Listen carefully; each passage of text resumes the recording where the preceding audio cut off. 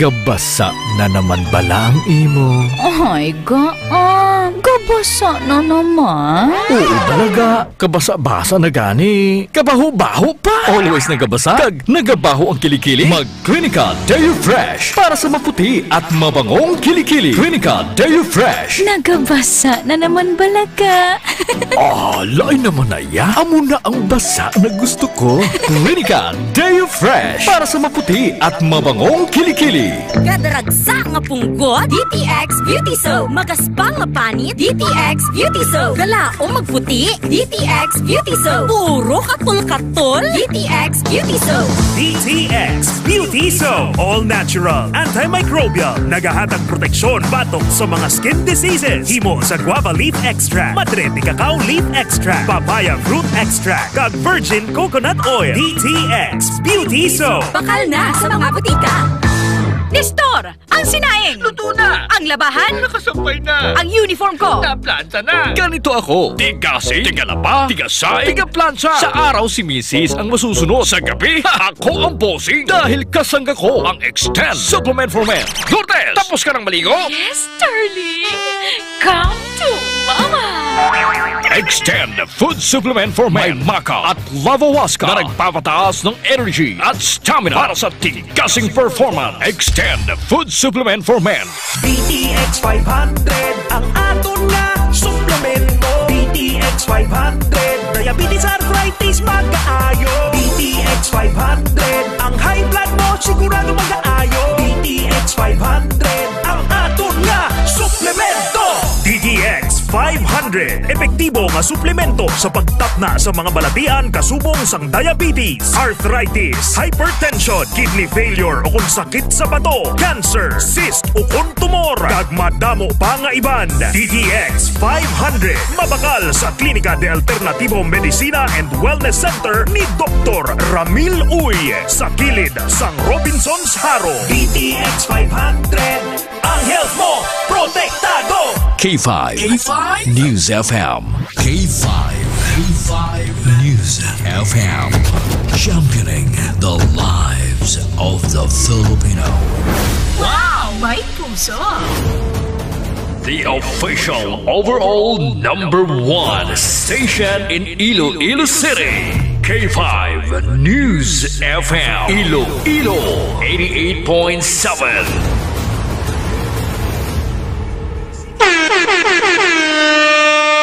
Oras sa Pilipinas, oras sa K5 News FM Iloilo Philippine Standard Time, alas 5:59. Ining oras sa dulong sa inyong sang Klinika Detox Coffee Mix. Nakakapika na, nakadetox ka pa?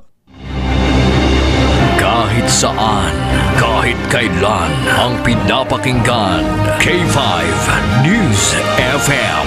Number one. Ang himpilan ng sambayanan. K5 News FM. Championing the lives of the Filipino.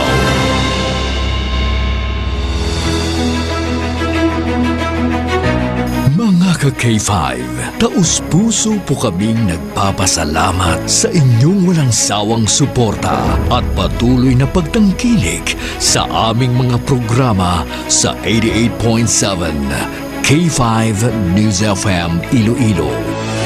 Kayo ang aming lakas at inspirasyon sa bawat balita at impormasyon na aming inihahatid. Kailanman ay hindi kami magsasawa at mapapagod dahil nakakataba ng puso na kayo ay aming mapagsilbihan. Ito ang nag-iisang kampiyon sa balita, kampiyon sa drama, kampiyon sa musika, kampiyon sa komentaryo, at kampiyon sa serbisyo publiko. K5 News FM, championing the lives of the Filipino.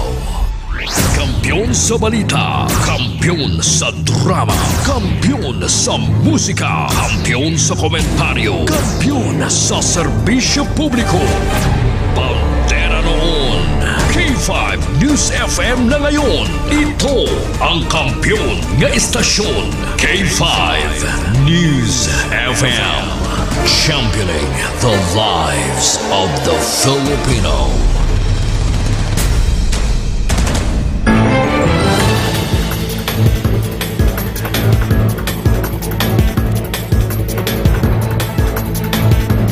Mayong gabi syudad, kag probinsya sang Iloilo. Mayong gabi Western Visayas. Mayong gabi Pilipinas. Mayong oras sa bilog sining kalibutan. Welcome sa D3 Bayo Evening Newscast. Domingong adlaw, Mayo 25 tuig 2025. Mga ka-K5, sarang kita mabatian sa 88.7 sa inyo tag sa ka-FM dial. Makitaan kag mabatian man kita worldwide, pinaagi sa aton official Facebook page ang K5 News FM Iloilo 88.7 Digital. Kami ang inyo, mga tagbalita ka-K5, Enrico Tupas Surita Jr. Kag ako naman ang inyo alagad ka-K5, Alira Alvarado Aping. Sa headlines, edulong sa kaluan sang D3 Bayo na himo sa vitamin D3 kag virgin coconut oil. Sa mga nagabalik-balik ng lanat ubok kag sipon, magtumar sang D3 Bayo sang klinika de Atlantivum Vision and Wellness Center kakaron sa aton mga headlines. Sa balita lokal, Western Visayas na paslawan ang unang hampang sa baseball elementary boys sa 2025 palarong pambansa sa Ilocos Norte. MOA angot sa pagpabaskog sang disaster risk kag climate change adaptation permahan sang probinsya kag PIVOC. Banwa sang San Joaquin may pinakamadamong ang numero sang dengue sa probinsya sang Iloilo. Isa pilason matapos nagluntad ang rumble sa banwa sang San Enrique. Sa balita nasyonal, mga pabudlay sa administrasyon ni Marcos dapat kakson suno kay ehersito. 3 milyon nga mga estudyante nagakinahanglan sang assistance tugas ang learning gaps suno sa DepEd. Sa balita international, Russia kag Ukraine nagbayluhanay sang masubra 300 ka mga soldado sa ikaduwa nga adlaw sang prisons of war exchange. Sa balitang sports, Gilas Pilipinas gintambakan ang Vietnam sa FIBA Asia Cup Under-16 Men's Basketball. Sa balita entertainment, Gerald Anderson kag Julia Barreto bulagay na. Alas 6:04 na batian ang ato sa mga headlines. Kagkaroon sa mga detalye na sa ato sa mga balita. Una kita sa balita lokal. Balitang lokal. Ang mga balita lokal nga inyo batian dulong sa inyo sang klinika Ditex 500 The Superior Antioxidant. Napasalawan ang Anilaw Central Elementary School ang tiglawas sang Western Visayas sa ilaunang hampang sa baseball elementary boys batok sa Northern Mindanao sa 2025 palarong pambansang ginahiwat subong sa Lawag City, Ilocos Norte. Naibloang nakuha sang 7 ka puntos ang Northern Mindanao samtang 2 ka puntos naman sa Western Visayas. Sa interview kay head coach Art Ansimo, aminado ini nga kung maunahan sang kontra ang mga players sang Western Visayas, nagapaluyag ligon ang mga ini. Ginahaylo man ni Ansimo ang mga lamharon nga baseball players nga hindi padulaan sa paglaom bangod nga una pa lang ining hampang sa diin may ikadwa kay ikatatlo pa nga hinampang. Naibloan nga buwas nga adlaw magasambuha naman ang Western Visayas kontra sa Cagayan Valley sa Vintar Sports Complex. Madumduman ang Western Visayas nga gitapresentar sa Anilaw Central Elementary School ang defending champion sang 2024 palarong pambansa. Sa duga nga balitang lokal, ginaprubahan sang sangguniang panlalawigan paagi sa Committee on Disaster Risk Reduction and Management chaired by 4th District Board Member Rolando Destura ang committee report kag ang pagpasar sang resolution nga nagahatag sang otoridad kay Iloilo Governor Arthur R. Defensor Jr. nga permahan ang Memorandum of Agreement sa tunga sang Iloilo Provincial Government o kon IPG kag Philippine Institute of Volcanology Hydrology and Seismology o kon PVOX para sa Geospatial Information Management and Analysis Project for Hazards and Risk Assessment in the Philippines or GeoRisk-PH. Iniagod nga mapabaskog ang disaster risk reduction kag climate change adaptation sa probinsya sang Iloilo. Suno kay board member Distura ang sulat ang ginpadala sang gobernador sa SP nga naga-request nga hatagan ini sang otoridad nga magperma sang MOA kag nagapasalamat ini bangod nga ini ang gilayon man nga ginadoptar kag ginaprubahan sang iya mga kaupod nga mga board members. Alasay sa piyak nga bahin nagapanguna ang banwa sang San Joaquin sa may pinakamadamo nga kaso sang dengue sa probinsya sang Iloilo. Ini ang base sa ika-28 Morbidity Week reporting nga na-record dumalin Enero 1 tubtob Mayo 17 tuig 2025. Bangod sa na-record nga 135 kumakaso sa kabugusan nga 742 kumakaso sang dengue, nagapanguna ang mga banwa sa listahan. Kung paton nagpangaduwa sa listahan ng banwa sa Oton nga may 100 kamakaso sa din isang patay. Banwa sang Leon nga may 90, Kabatuan Dumangas nga may 80, Lambunang may 66, Pututan nga may 63, kag duwa ka mga patay, San Dionisio nga may 60, Kalinog nga may 57, kag Haniway nga may 54. Sa duga nga balitang lokal, nagtambong si Philippine Coast Guard District Western Visayas Commander Commodore Philip Soria sa ginpatigayon nga Marina PPA PCG Forum Meeting 2025 nga ginhiwat sa Marina Regional Office 6 Building sa syudad sang Iloilo. Ini ang ginpangunahan sang Maritime Industry Authority o kun Marina Regional 6 nga may katuyuan nga pabaskugon ang implementasyon kag pagpatuman sang maritime laws samtang nga ginapabaskog ang alyansa sa patag sang maritime industry. Ang nasambit nga mga tikang ang makatugas sang mas maayo nga maritime law enforcement sa rehiyon sa East, bangod nga ini ang makapabaskog sang safety, security kag compliance sa kadagatan. Angot diri ginhatagan man sang pagtamod sang PCG ang importansya sang kooperasyon sang nagkalain-lain nga mga ahensya luwas pa sa pagpabaskog sang maritime enforcement, agud nga masiguro nga mas hilway ang kadagatan sa pungsod, ilabi na sa Western Visayas. Sa piyak nga bahin nagdangat sa Stinta, kamakabataan sa Iloilo City na pasakop sa gipatigayon nga educational tour sang Philippine Coast Guard Station Iloilo sa barko sang ahensya nga BRP Romblon. Ini ang may katuyuan maghatag sa ideya sa mga uling tubo kung paano mangin isa kakatapo sang Philippine Coast Guard kag kung paano serbihan sa mga Philippine Coast Guard personnel ang pungsod. Lakip sa mga aktibidad ang mga pagpakita sang nagkalain nga parte sang barko, kasubong sang aft o kon likod sang barko, ang forecastle at tubang sang barko, ang bridge kag fly bridge, mga ginagamit nga mga life-saving equipment, rescue equipment, communication equipment, firefighting kag navigational equipment. Ang mga kabataan ginopdan man sa mga manudlo sa Center for the Children of the Future kag ibang pagid nga mga staff. Sa duga nga balitang lokal, dakop sang Iloilo Provincial Bantay Dagat Task Force ang isa ka mangingisda sa ginpatigayon nga Operation Batok sa Ilegal nga Pagpangista sa may barangay San Salvador, Banate, Iloilo kahapon nga adlaw Mayo 24, 2025. Ginkilala ang biktima kay alias Noel, 54 anyos, kasado kag residente sang barangay Gahit, Ibi Magalonan, Negros Occidental.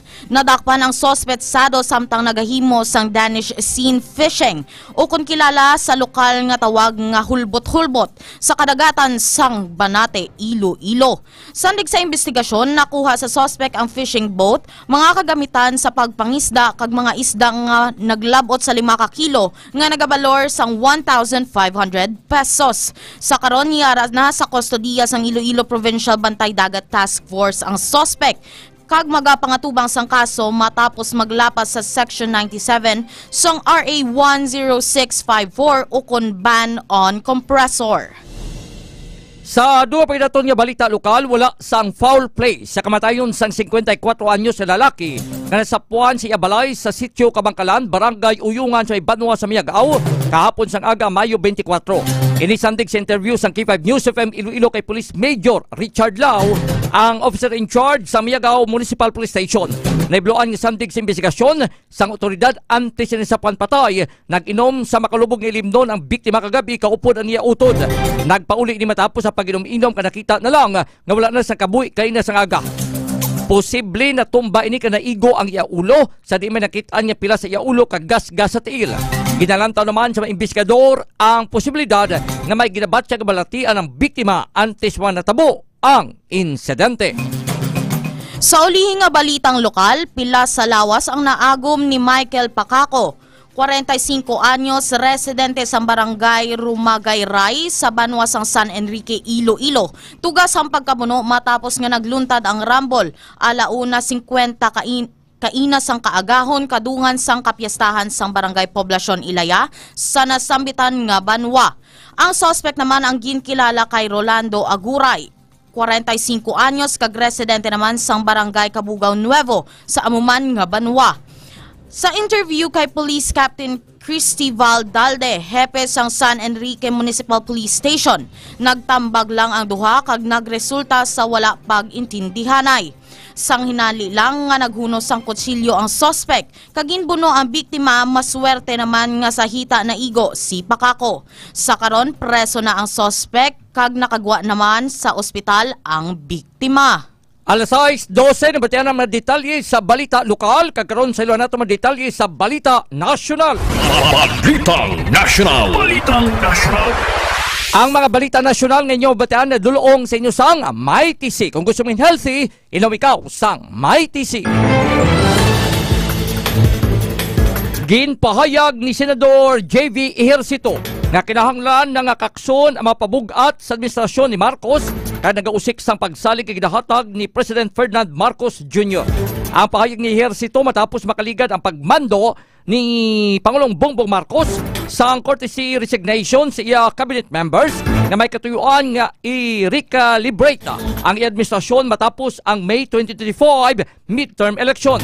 Dugang pa sang senador dapat ipadayon sang presidente ang paglimpyo sang iya mga gabinete. Suno pa kay Ejercito tiuna gud magpili sa mga lider nga may matuod nga pag-intindi sa sitwasyon sang pungsod kag magapamuno nga may gilayon nga akto kag indi palusot. Sa duga nga balitang nasyonal, hugot nga ginkondenar sang duha ka senador ang bag-o nga pag-atake sang China Coast Guard o kon CCG batok sa duha ka barko sang Pilipinas malapit sa Pag-asa K2 sa West Philippine Sea. Natabo ang insidente samtang ang mga barko sang Bureau of Fisheries and Aquatic Resources ang nagapatigayon sang routine mission kaupod ang scientific team agud mangolekta sang samples sang balas. Suno kay Senate Committee on National Defense Chairman Senador Jinggoy Estrada, hindi na makakilibot ang agresibo nga aksyon sang CCG, ilabi na nga madugay na nila nga ginahingabot ang maritime scientist kag uniformed personnel sa sulod sang pila ka tuig. Nagapanawagan naman si Senator Joel Villanueva sa Department of Foreign Affairs nga tun-an ang tanan nga posible nga tikang agud gilayon nga makapasaka sang panibag-o nga diplomatiko nga protesta batok sa China. Sa piyak nga bahin, gin-appoint ni Pope Leo XIV si Cardinal Luis Antonio Tagle bilang bag-o nga titular sang Albano, isa ka suberbicarian diocese nga anay uyat mismo sang Santo Papa bago ini magpungko sa posisyon. Si Tagle ang pro-prefect sang Dicastery for Evangelization, talos kay Pope Leo nga anay Cardinal Robert Prevost nga naguyat sang titulo nga Cardinal Bishop sang Albano humalin sang Pebrero tuig 2025. Bago ini mangin Santo Papa, anay nangin prefect sang Dicastery for Bishop sa idalom ni Pope Francis Leo. Makitaan sa gwa sang Roma ang Diocese sang Albano nga isa sa 7 ka suberbicarian sis nga maragtason may kangtanan sa mga Cardinal Bishop ang pinakamataas nga level sa sulod sang College of Cardinals.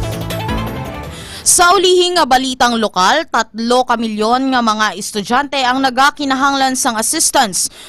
Tugas ang learning gaps suno sa Department of Education's assessment. Ini ang ginpahayag sang DepEd matapos natukiban sang Philippine Statistics Authority nga 5.58 million high school graduates ang ginakabeg functionally illiterate o kung may problema sa comprehension kag understanding. Ang katuyuan naman sang Academic Recovery and Learning Program sang DepEd ang i-address ang learning gaps nga magatugas sang kabudlay sa pagtuon kag comprehension. Ini naman ang programa nga ginamando sang Republic Act 12028 nga ginpermahan ni Presidente Ferdinand Marcos Jr. sang Oktubre 2024. Sa idalom sang nasambitan nga programa, ang mga kabataan ang igapa idalom sa mga assessments agud mahibaluan ang kinahanglanon nga tutorials kag iban pa nga study programs sa guwa sang eskwelahan. Alas 6:17 na batian ng detalye sa Balita Nasyonal. Kakaroon sa iluan nato detalye sa Balita International. Balita International. Ang balita sa international, ginadulong sa inyo sang Ditex sa Beauty Soap. Para sa mga miss maputi sa nga panit, magamit sang Ditex sa Beauty Soap sa ato sa nga pagpaligo. Nagbailuhanay ang Russia kag Ukraine sang 307 sang ila service personnel sang Sabado sa ikaduha nga adlaw sang ila extended prisoner swap nga mo ginakabig largest in the 3-year war. Ginsuwestiyon ni US President Donald Trump nga ang swap ang mahimo mangin rason sang new phase stop-start efforts agud iduso ang peace deal sa tunga sang Moscow kag Kyiv. Mayara sa 1,000 nga mga preso nga ginhilway sa pagtimbang nga bahin sa sulod sang 3 adlaw. Ang nasambitan nga pagbinuluhanay ang ginanunsyo sang Russia Defense Ministry kag ni Ukraine President Volodymyr Zelensky sa isa ka post sa social media platform nga Telegram. Sa ulihing nga balitang internasyonal, ginpagwas sang World Health Organization ang bag-o nga tikang sa balanced national policies para sa kontrolado nga mga bulong nga ginpakita sa 78th World Health Assembly. Katuyuan sini nga himuon nga mas safe, patas, kag barato ang access sa mga importante nga controlled medicines nga ginagamit sa pagbulong sang grabe nga sakit, mga kondisyon sa maayong huna-huna, kag iban pa nga seryoso nga sakit. Bisan pa importante ang mga bulong sa medical processes, dapat ini nga gamiton sang may hugot nga regulasyon, agon malikawan ang pag-abuso kag pagluntad sang sakit may kaangtanan sa droga.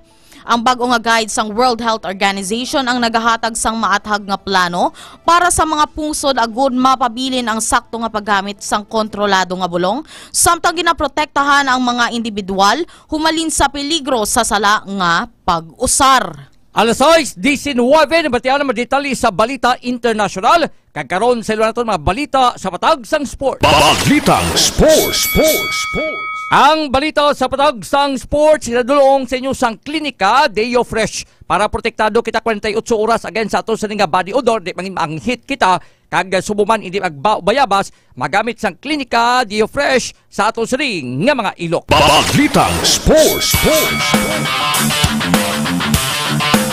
Gintambakan sang Gilas Pilipinas sang 51 ka puntos nga banse ang team sang Vietnam sa Under-16 FIBA Asia sa score nga 113-52. Una pa lang nga hampang sang Gilas susadin ginpangunahan ini sang ila head coach nga si L.A. Tenorio.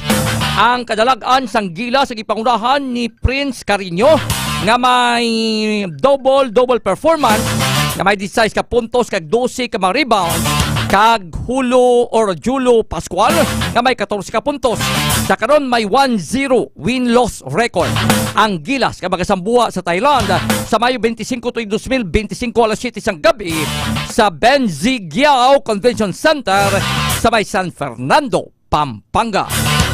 Alas 6:20 na batian ang detalye sa patag sang sports. Kakaroon sa nato mga detalye sa patag sang entertainment. Balitang Entertainment.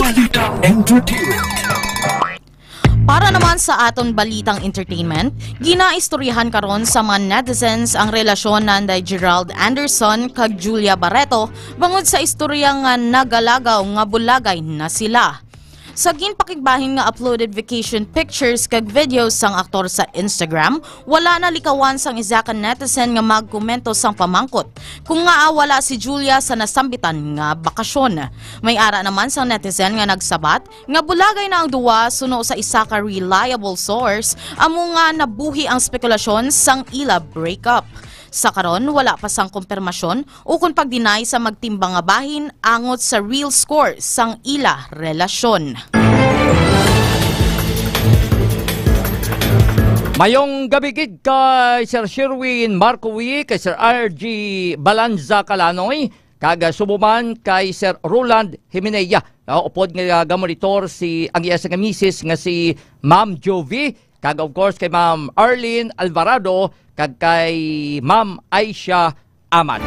Kag sumuman sa mga batchmate ko, na batch 95 sa Anilaw National High School. Sa nangin Manilag-on siya ni, nung gipatigayon nga 30th, nung celebration grand reunion. Kag dira sa classmate ko subong sa May Bohol, Galagaw. Sa pagpanguna ni Arnel Tantan Adversary. Halong lang kita.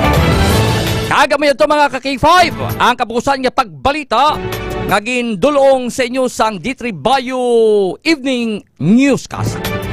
Domingong adlaw, Mayo 25 tuig 2025. Mga ka-K5, sarang kita mabatian sa 88.7 sa inyo tag sa ka-FM dial. Makitaan kag mabatian man kita worldwide, pinaagi sa aton official Facebook page, ang K5 News FM Iloilo 88.7 Digital. Kami ang inyo, mga tagbalita ka-K5, Enrico Tupas Surita Jr. Kag ako naman ang inyo alagad, ka-K5 Alira Alvarado Apin. Para sa kampyon nga balita, serbisyo publiko kag kalingawan sa Iloilo, number 1 na kita, K5 News FM. Kampiyon sa balita, kampiyon sa drama.